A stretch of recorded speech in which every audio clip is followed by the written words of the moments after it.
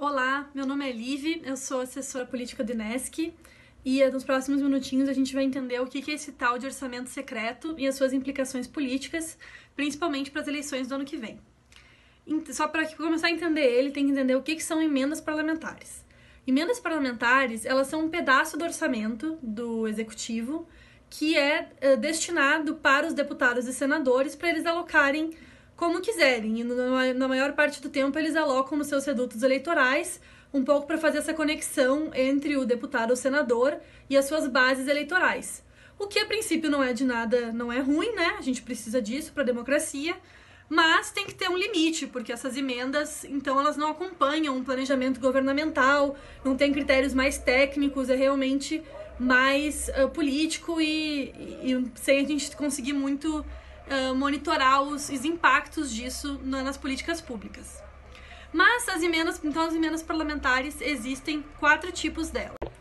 A primeira é a emenda individual, que é cada deputado ou senador tem mais ou menos aí 8 milhões por ano, isso muda anualmente para colocar em emendas. A segunda são as de bancada, que são as estaduais.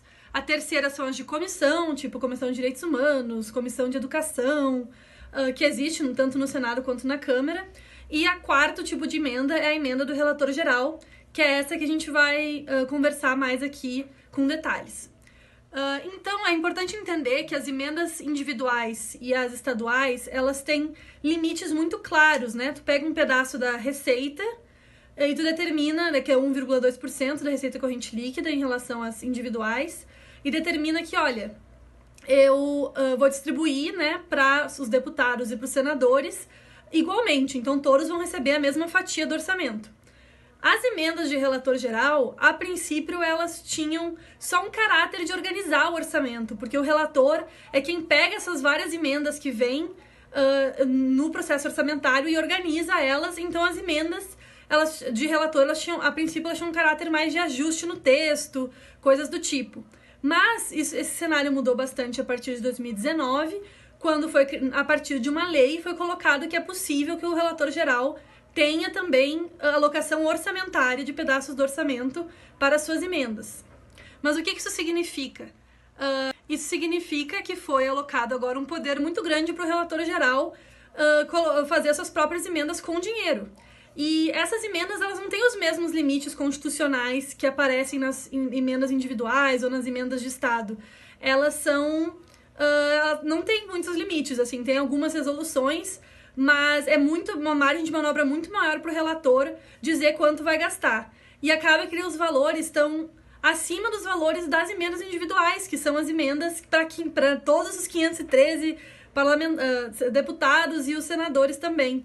Então, acabou que a gente está falando aí, desde que começou essa nova lei, né, que começou a entrar em vigente em 2020. Então, entre 2020 e 2021, a gente tem 38 bilhões de valores autorizados em emendas do relator e 12 bilhões já efetivamente pagos dessas emendas. São valores muito grandes e, por exemplo, as emendas individuais normalmente ficam ali nos 10 bi, então, por ano, então vocês terem uma noção como esse valor é enorme. E a gente está discutindo muito recentemente o fundo eleitoral, né? Essa ideia de que as eleições vão ter um fundo que é distribuído para todos os parlamentares igualmente, que é um fundo de 6 bilhões. O que as emendas estão trazendo é um valor muito acima disso e essas duas coisas estão muito conectadas. E qual é a relação entre as duas coisas?